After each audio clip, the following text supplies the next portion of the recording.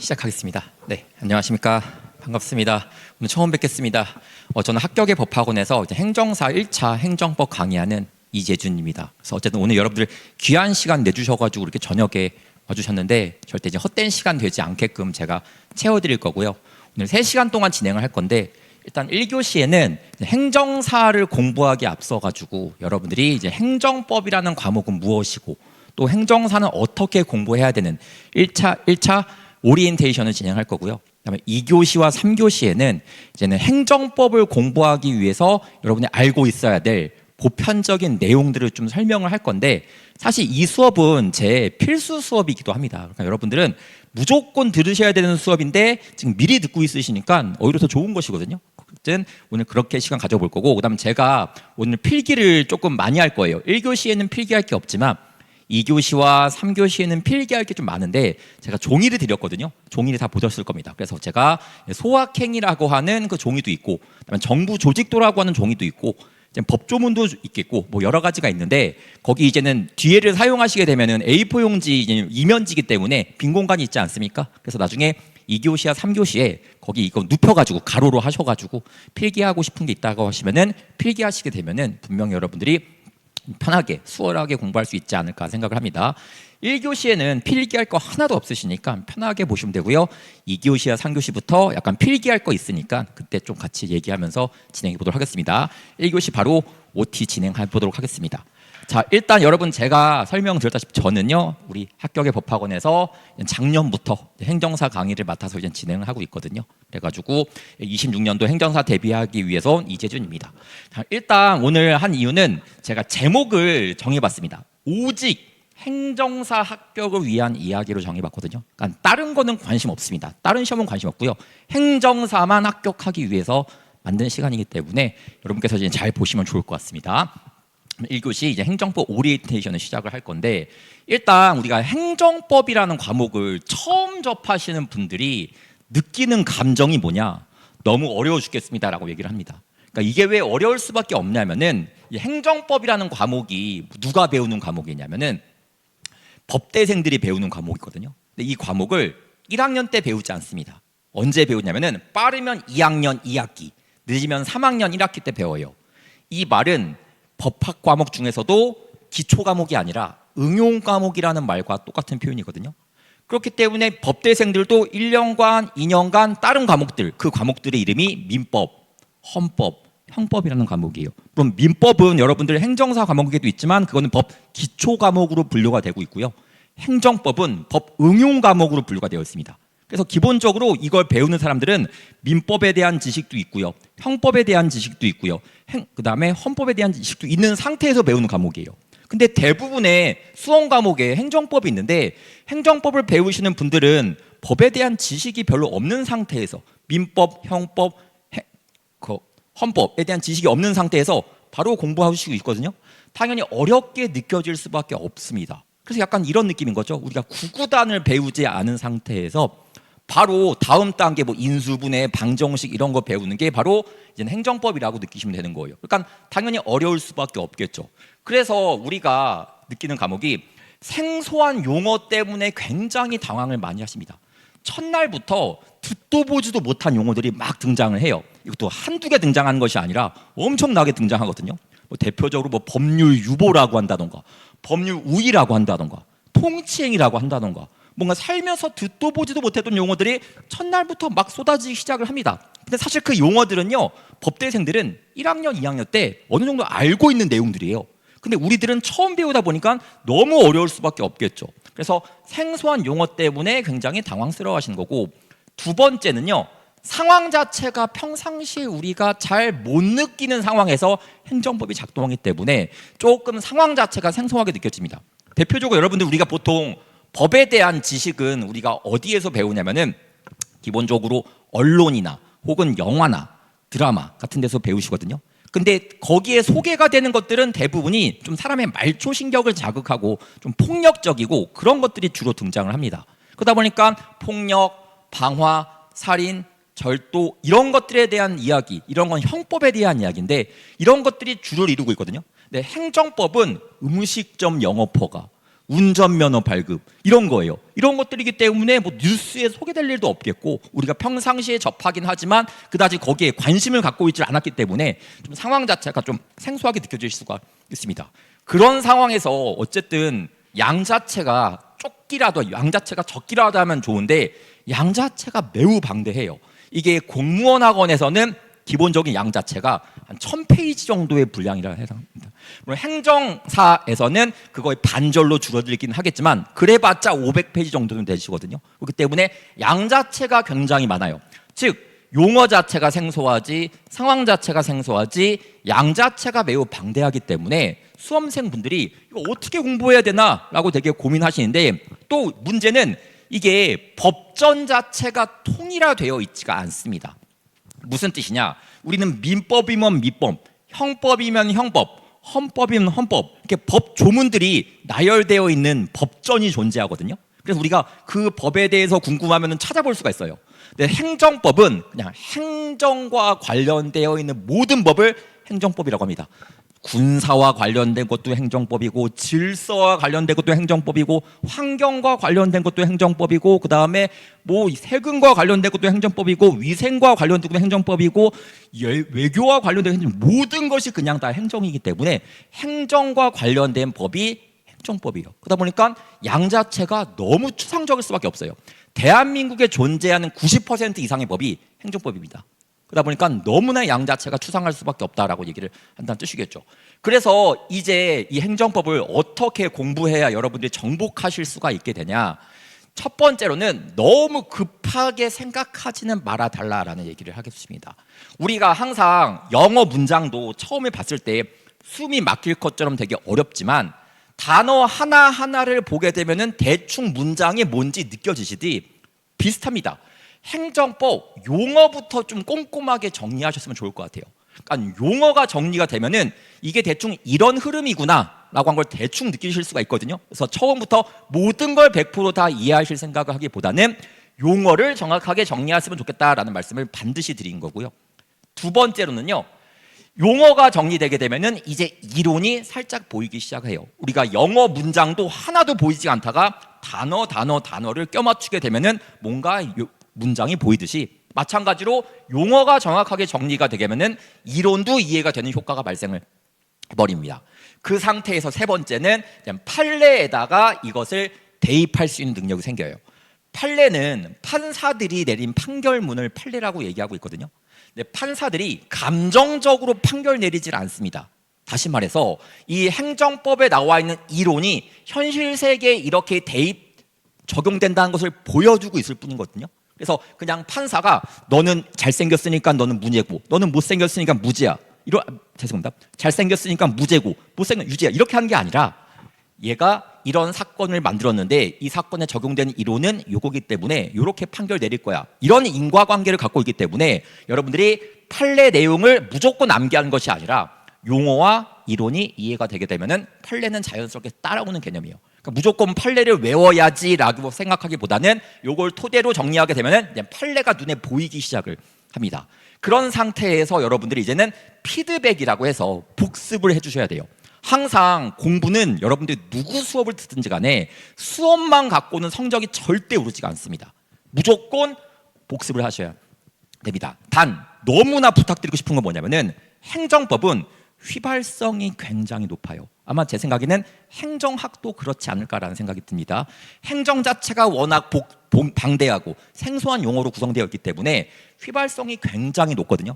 휘발성이 높으니까 얘를 빨리 잡는 게 가장 좋아요. 빨리 잡는 게 어디냐? 수업 끝나고가 복습하기 가장 좋은 시점이다라고 생각이 듭니다. 우리가 수업 끝나고 물론 바쁘시니까 집에 부랴부랴 가실 수도 있겠지만 최소한 다음 날 오전이라도 오후라도 반드시 복습을 하셔야지 되는 거지. 이거 일주일 동안 미뤄놨다가 나중에 해야지라고 했다가는 정말 밀리면 하나도 기억이 안 나거든요. 그러면 공부할 때 굉장히 애를 먹게 됩니다. 그러니까 반드시 성실하게 오늘 배운 거 인강 들으시는 분들은 오늘 듣고 바로 복습하는 게 가장 좋다는 뜻이겠고 또 실강 들으시는 분들은 오늘 듣고 또 급하시니까 대개는 가시되 대개 가셔서 공부하시면 좋겠지만 여건이 그렇지 않다고 하면은 최소한 다음 날에는 무조건 공부를 하셔야지 여러분들 휘발성이 높은 것을 잡을 수가 있으세요. 그래서 그렇게 얘기하고 싶고 네 번째는 뭐냐면은 기출 문제와 예상 문제를 풀 겁니다. 자, 기출 문제는요, 행정사 역대 문제들을 모두 풀도록 할 거거든요.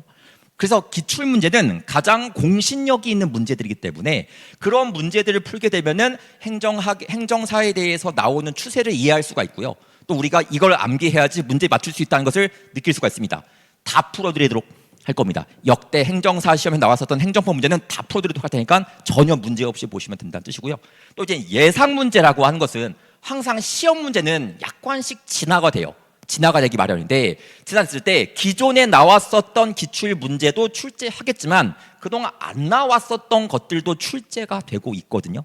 그런 것들도 제가 커버 칠 수 있도록 열심히 예상 문제 만들어서 모의고사 형태로 수업 시간에 시간 내서 풀어보고 해설하고 이런 식으로 접근해 드리도록 하겠습니다. 우리 모두 커리 안에서 들어가서 공부하는 개념이기 때문에 여러분들이 커리만 잘 따라오시면은 충분히 여러분들 좋은 점수 받을 수가 있으실 겁니다.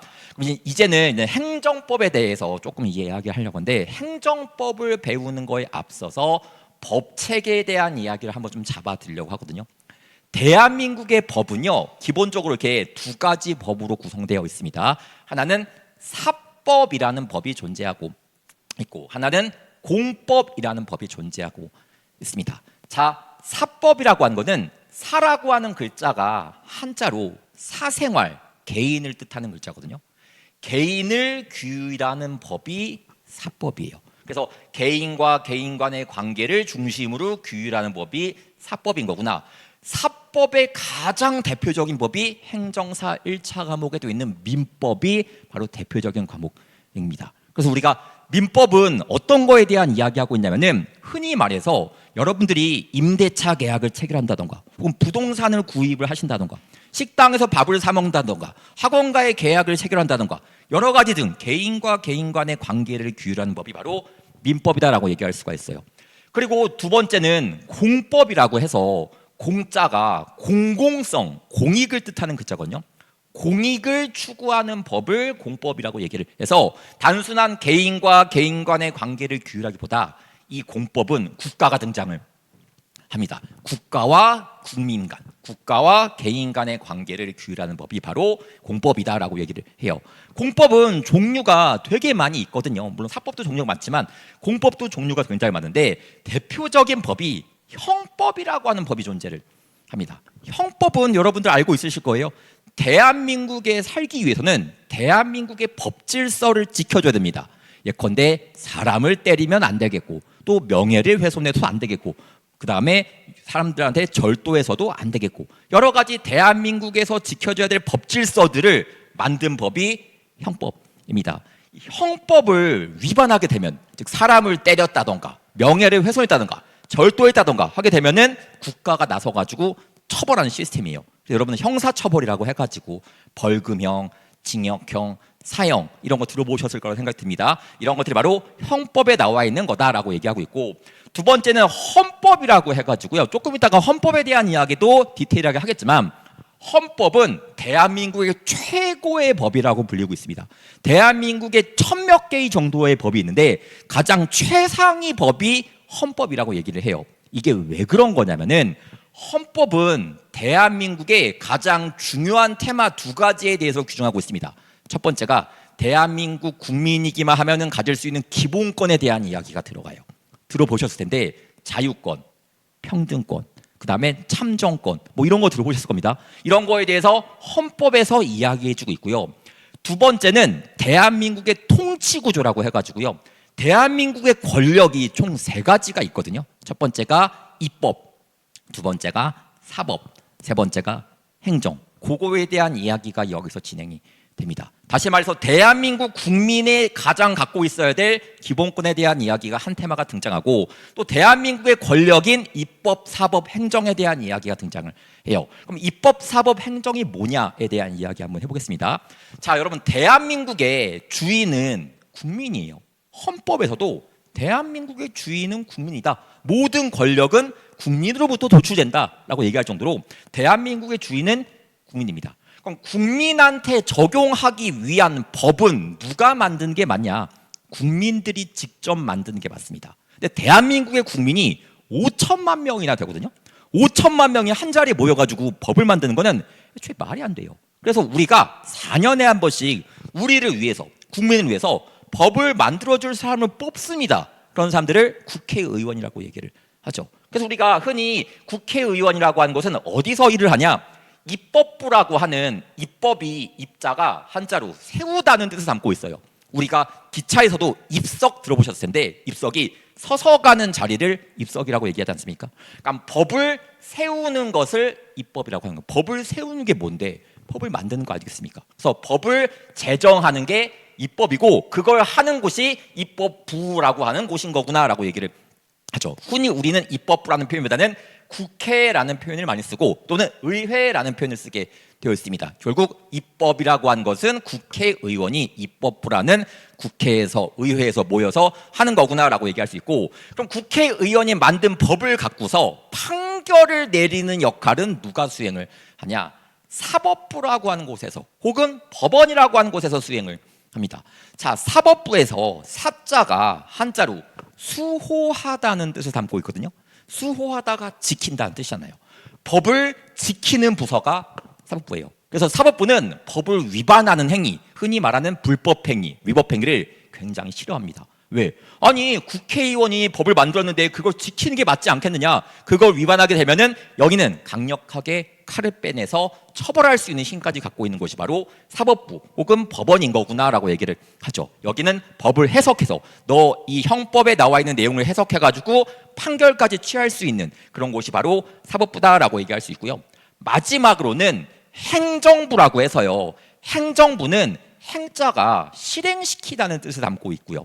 정자가 정자라는 것이 이제 행정, 그러니까 사물을 이야기하는 거예요. 사물을 실행시키는 부서가 행정부입니다. 결국 얘는요 법을 집행하는 역할을 해요. 실행시키는 역할을 합니다. 다시 말해서 국회의원이 경찰관 직무집행법을 만들어줬어요. 그럼 행정부의 대표적인 곳 중에 하나가 경찰 있지 않습니까? 경찰이 그 법을 국민한테 실행시켜요. 그래서 면허 같은 거 단속하기도 하고 음주 단속하기도 하고 이런 걸 역할을 하고요.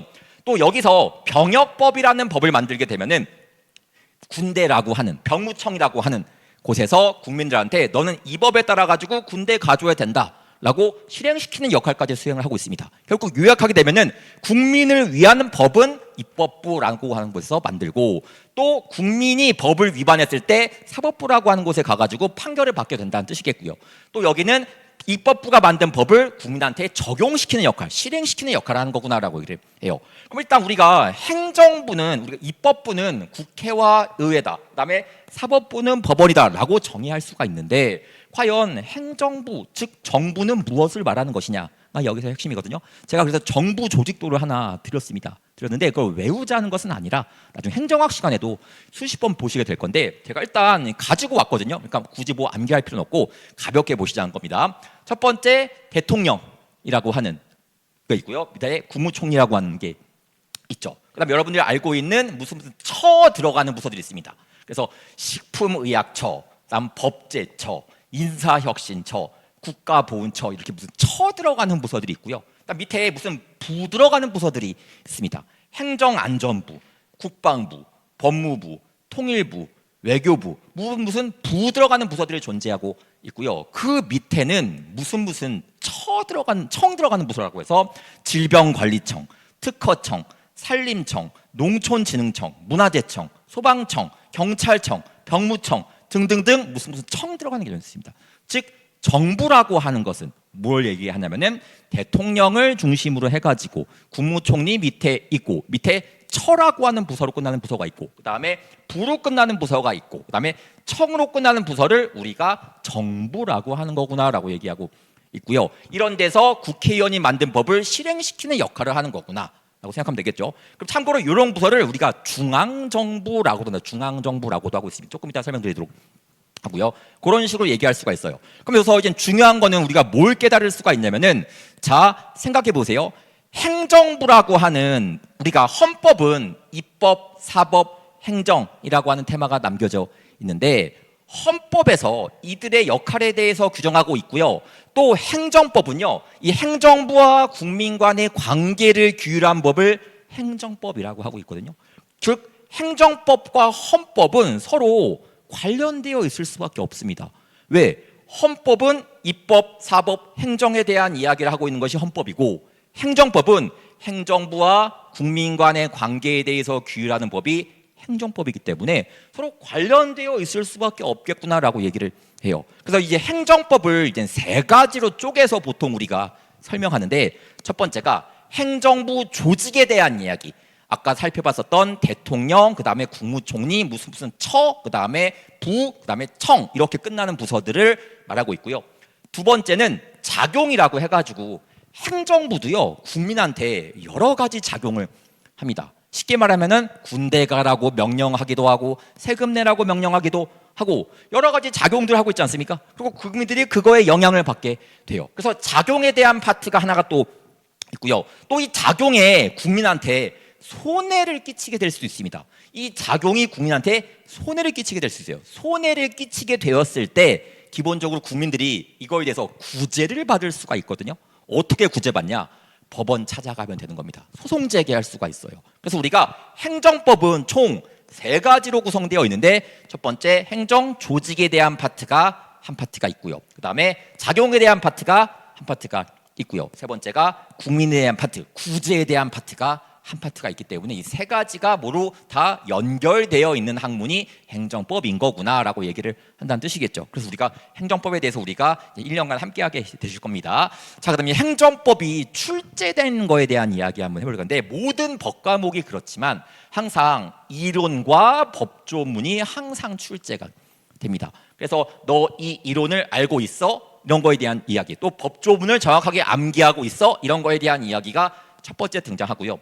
두 번째는요, 판례가 출제를 합니다. 판례는 판사들이 내는 판결문을 말하고 있는데 출제를 당연히 된다는 뜻이겠죠. 이런 것들이 이제 법과목에서 출제가 되는 건데, 그러면 행정법은 어떠한 출제 경향을 보이고 있냐에 대한 이야기거든요.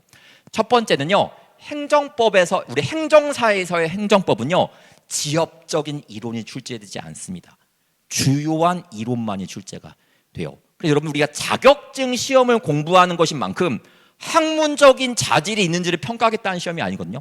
다만 행정사를 공부하기 위해서 요 정도는 알고 있냐를 평가하는 게 행정사 시험이지, 지엽적인 막 이론까지 묻진 않습니다. 그래서 여러분들이 주요한 이론 위주로 출제되는 거구나를 느끼시면 된다는 뜻이고요.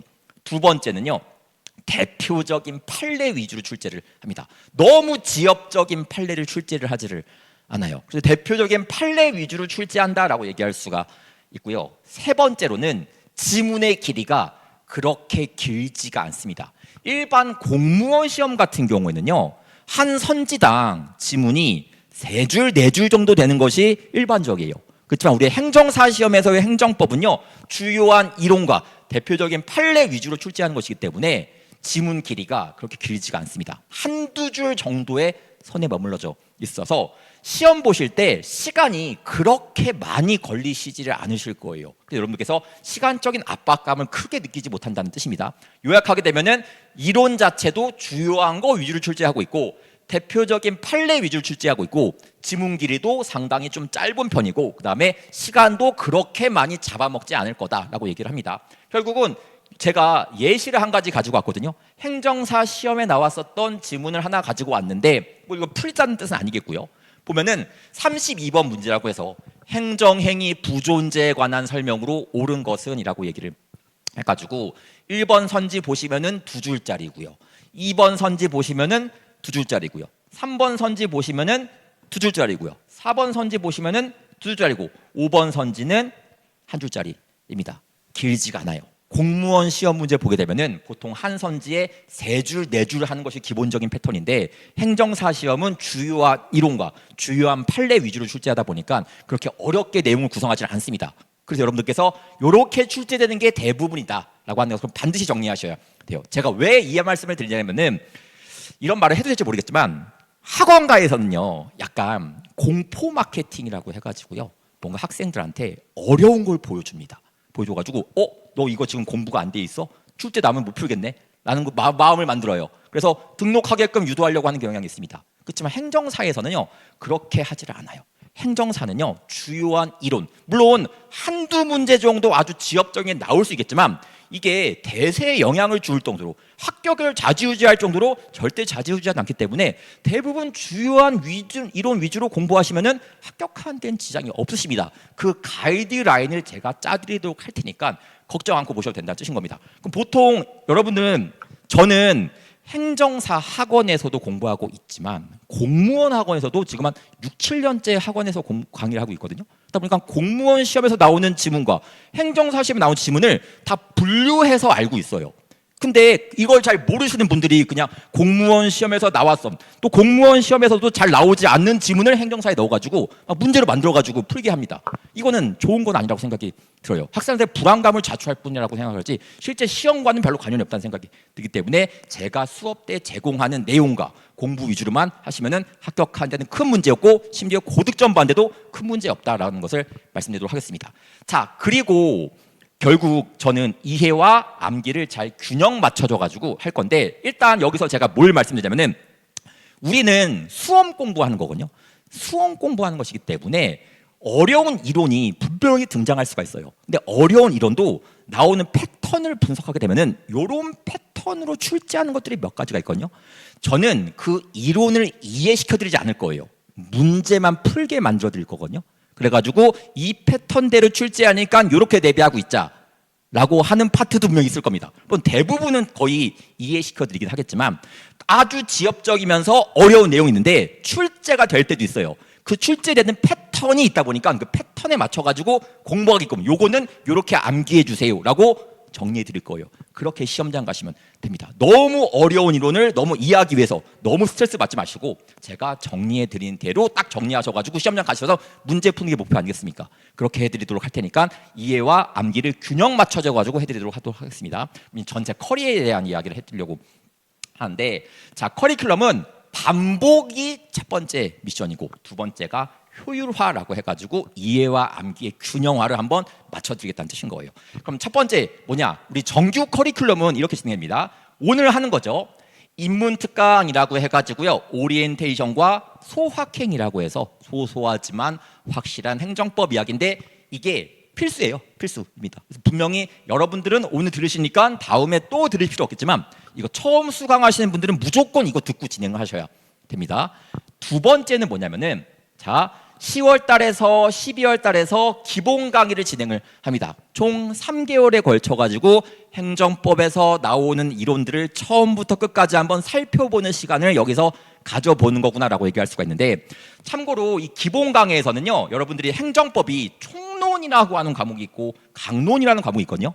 강론은 기본 강의에서 하지 않고요, 심화해서 하도록 하고요, 총론만 처음부터 끝까지 주요 이론 위주로 한번 쭉 한번 살펴보도록 할 거고, 그 다음에 1월 달부터 2월 달까지는 심화 강의를 진행을 할 겁니다. 심화 강의는 기본 강의 때 안 배웠었던 내용이 여기서 충족이 되실 거예요. 그리고 제가 기본 과정 때 100% 다 하지는 않고 일부 남겨주는 것들이 있거든요. 그런 것들을 여기서 충족시키게 될 겁니다. 결국은 제 기본 강의와 심화 강의는 이게 따로 떨어져 있는 강의가 아니에요. 어떤 분들이 한 12월 달쯤 오셔가지고 심화 강의부터 들어도 됩니까? 라고 물어보신 분들이 계시거든요. 안 돼요. 기본 강의에서 안 했었던 것을 메꾸는 게 심화 강의이기 때문에 반드시 이걸 듣고 들으셔야지 여러분들이 따라오실 수가 있습니다. 그런 내용이고, 세 번째로는 그 다음에 이제는 3월 달과 4월 달은 우리가 역대 행정사 시험에 나왔었던 모든 기출문제를 여기서 총망라하게 될 겁니다. 그래서 여러분들이 이런 스타일로 출제하고 있고 앞으로 이런 스타일로 출제된다는 것을 보여주는 하나의 테마이기 때문에 매우 중요한 시간을 여기서 맞이하게 된다라고 얘기할 수가 있고요. 그 다음에 이제는 5월 달에는 파이널 문제라고 해가지고 제가 아까 예상 문제라고 했었는데 그동안 배웠었던 것도 당연히 출제를 하고, 그 다음에 앞으로 나올 만한 것도 약간씩 섞어가지고 출제하는 식으로 파이널 문제풀이를 합니다. 이 문제풀이를 통해 가지고 여러분들 실전 감각을 익히시게 될 거예요. 그 다음 마지막으로는 이건 수험생들이 되게 좋아하는 것 중에 하나인데, 마무리 파이널 특강이라고 해서 마중물 특강이라고 하는 것이 나오게 되어 있거든요. 이 마중물 특강은 시험 보기 보통 한 3주쯤 전에 진행을 하게 될 것 같은데, 얘는 그동안 행정사 시험에서 나왔었던 반복적인 질문들이 있어요. 그런 것들을 총망라해서 설명을 드리도록 합니다. 이거 조금 이따가 보여드리겠지만 되게 효과 있는 그런 과목이거든요. 제가 요약을 하게 되면은 이때 1회독을 진행을 하고요. 이걸 통해서 처음부터까지 2회독을 진행하게 되고요. 이걸 통해서 3회독을 진행하게 되고요. 이걸 통해서 4회독, 5회독을 진행하게 되고요. 이걸 통해서 6회독 하는 효과가 발생을 할 겁니다. 수업만 갖고도 한 대여섯 번은 반복하는 효과니까 여기에 여러분의 노력만 조금만 추가되게 되면은 7회독, 8회독, 9회독 하셔서 행정법을 완전 내 거로 만들 수 있는 시간이 되는 거구나 라고 얘기할 수가 있겠죠. 자, 그럼 요약하게 되면은, 정리하게 되면은, 자, 기본 강의는 행정법을 전반적으로 다루는 그런 시간이다 라고 얘기할 수가 있겠죠. 다만 강론은 심화 강의 때 할 거다라고 얘기했었고, 두 번째는 심화 강의는 기본 강의에서 다루지 않는 파트 위주로 설명하는 시간인 거구나 라고 얘기하니까 총 우리가 1회독과 2회독이 여기서 끝나버리게 됩니다. 자, 3회독은 기출문제를 풀어가지고 전범위 행정사 기출문제를 총망라해서 풀어드리도록 할 거예요. 이거 풀 때는 제가 문제 풀 수 있는 스킬까지도 알려드리도록 하겠습니다. 요 패턴 나왔을 때는 요 지문에 초점 맞춰서 풀라, 이런 것도 알려드릴 거예요. 그렇게 공부하시면 좀 편하시겠죠. 그래서 그렇게 해드리도록 할 거고요. 그 다음에 네 번째는 파이널이라고 해서 실전 대비용 모의고사 25문제를 출제를 해가지고 여러분들이 시간 내에 풀어보는 연습을 한번 진행을 해도록 하고, 제가 단언컨대 제가 작년에 해보니까 제가 모의고사 문제풀이를 제일 많이 해드린다고 하셨더라고요. 그러니까 수험생 분들께서 다른 분들은 뭐 요만큼만 풀어주는데 너는 더 많이 풀어준다라고 얘기하니까 많이 풀어드리도록 할 겁니다. 그게 여러분 도움이 될 거라고 생각이 드니까 그래서 그렇게 진행을 하고요. 맨 마지막은 파이널 특강이라고 해가지고 마중물 특강이라고 해서 출제 예상 지문 대비 특강을 해서 총 5회독, 6회독까지 저와 함께 끝나버리게 됩니다. 그럼 제가 이제 특강이라고 하는 것이 제가 이제는 마중물 특강을 설명했는데 파이널 특강인데 이게 왜 수험생들이 좋아하시냐면 저한테는 약간 에어백 같은 느낌으로 만든 강의예요. 지금 뭐냐? 최소한 꽈락은 만들어드리지 않겠다, 이런 마음으로 만들어 놓은 건데 실제로 올해 시험에서도 이것 때문에 꽈락은 방지되었다는 그런 합격 수기도 있었거든요. 제가 직접 한번 보여드리도록 하겠습니다. 자, 이 분은 제 생각에 행정법 공부를 평상시에 안 했거나 시간이 없어서 못 했었던 것 같아요. 근데 이제 마중물 특강만 들었다고 이야기하시더군요. 이거 제 학원 홈페이지 가면 있는 그런 내용이다. 뭐라고 썼는지 보여드릴게요. 시간이 없어서 딱 이것만 듣고 시험을 쳤는데 꽈락은 면했습니다라고 얘기를 합니다. 가성비가 최고네요. 저처럼 시간이 없는 대신 타 과목에서 점수 벌어놓을 자신 있는 분들은 최고의 선택입니다라고 얘기를 합니다. 최소한 꽈락은 만들어주지 않겠다는 뜻입니다. 그러니까 저한테는 약간 사고 발생을 방지하기 위해서 최소한 생명을 살리자는 의미에서 에어백 같은 역할을 하는 것이 이 강의거든요. 반드시 나중에 정리하셔가지고 공부하시게 되면 그래도 이거 2025년 5월 31일 이거 시험 끝난 바로 다음 날 바로 써주신 분이십니다. 그래가지고 이렇게 해가지고 정리는 있으니까 최소한 꽈락은 안 맞도록 노력을 해드리겠다라고 얘기를 하고요. 그다음에 이제 가끔 이제 합격 수기를 몇 가지 갖고 왔는데 제 카페에서요. 제가 이제는 좀 한 합격 수기를 써주신 분들이 몇 분 계세요. 근데 되게 좀 감사하죠. 너무 감사한데 거기서 좀 제가 의미가 있는 글을 제가 좀 하나 퍼왔거든요. 그 글이 뭐였냐면은 지금 1차 합격을 하셨습니다. 2차 과목 공부하고 있으신 분이에요. 주말에 아마 나오셔가지고 열심히 하실 텐데 그 분이 하신 말씀 밑줄 친 것만 제가 살짝 한번 읽어드리면은 뭐라고 하셨냐? 행정사 1차 준비하시는 분들한테 이 말씀을 꼭 정하고 싶다. 왜? 어려운 판례 공부하지 말라고 얘기를 합니다. 그리고 이론에 충실하면 됩니다. 제가 아까 뭐라고 했냐? 지엽적인 판례 출제 안 하라고 말씀드렸습니까? 근데 학원에서 이제 공포 마케팅으로 어려운 판례를 막 출제를 해요. 불안하게 만들죠. 공부하게 더 만들려고, 수강하게 만들려고. 그런 거 공부할 필요 없다고 얘기를 해주시는 거예요. 그리고 집에 와서 다시 풀어보니 이번 시험에 제가 했었던 이론서와 문제집에서 벗어나는 문제는 없었습니다 라고 얘기를 합니다.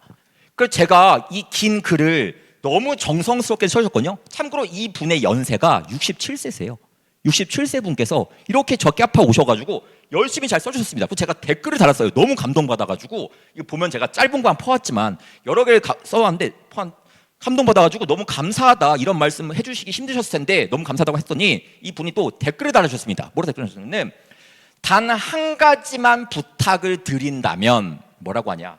강의 중에 수험생들에게 이렇게 말씀을 해주십시오 라고 얘기를 하십니다. 저한테 말씀해 주셨어요. 그럼 저만 믿고 따라오시면, 저만 믿고 따라오시면 행정법 무조건 고득점 할 수 있다고 제가 보증하겠습니다 라고. 저한테 강의들은 67세 노인도 고득점 합격을 했다고요 라고 얘기를 합니다. 그건 제가 쓴 게 아니라 이 어르신께서 직접 써주신 멘트입니다. 결국 저는 수업 때 이런 말씀을 하지 않습니다. 저만 믿고 따라오세요 라는 얘기 하지 않아요. 왜 그러냐면은 약간 좀 종교 교주 같은 느낌이 들기도 하고 좀 이상해가지고, 그냥 믿을지 말지는 수험생의 역할이고 저는 제 할 일을 묵묵히 할 뿐이지 저만 믿고 따라오시오 이런 영업적인 발언 잘 못하겠거든요. 그렇지만 이분은 내심 저를 계속 믿어주셨던 거고, 그 결과 좋은 성과를 얻어가지고 1차 시험에 합격하신 분이라고 생각이 듭니다. 너무 의미가 있는 메시지라고 생각이 되어서 제가 포았으니까 나중에 여러분들께서 그거 참 참고하셔가지고 열심히 수업 함께 하시면 도움이 될 것 같다는 생각이 들고, 마지막으로 제가 하고 싶은 이야기는, 제가 되게 좋아하는 축구 선수 한 분이 있거든요. 푸yor이라고 하는 스페인 축구 선수인데, 그 선수가 지금은 은퇴했지만 이 선수가 경기를 내내 뛰어다녀요. 너무 성실하게 뛰어다니고 팀을 위해서 희생하다 보니까 사람들이 물어봅니다. 너 당신 그렇게 뛰어다니면 힘들지 않나? 라고 얘기하니까 뭐라고 답변했냐? 힘든가? 오늘 걷지조차 않으면 내일은 뛰어야 한다. 이게 수험 생활에 딱 맞는 표현이라고 생각이 됩니다. 힘들더라도 오늘 내가 일부분을 해내야지 내가 되는 거지, 힘들다고 미루게 되면 할 게 쌓여요. 쌓이고 쌓이다 보면은 결국은 내한테 너무나 짐이 되는 것이기 때문에 그때그때 푸시는 게 너무 중요하니까 여러분들이 수업 끝나고 당장 복습하거나 최소한 다음 날에는 복습을 해주셔야지 여러분들이 수험 생활을 잘 하실 수가 있다라고 생각이 들고요. 특히나 나중에 여러분들이 2차 과목을 같이 공부하시게 되면은 5과목을 총 같이 공부하셔야 돼. 6과목인가? 총 같이 공부해야 되기 때문에 너무 압박감을 많이 느낄 수가 있거든요. 미리미리 할 수 있을 때 최선 다해서 다 해주시는 게 너무 좋다라는 것을 말씀드릴 테니까 성실하게 하시라는 것을 말씀드리도록 하고요.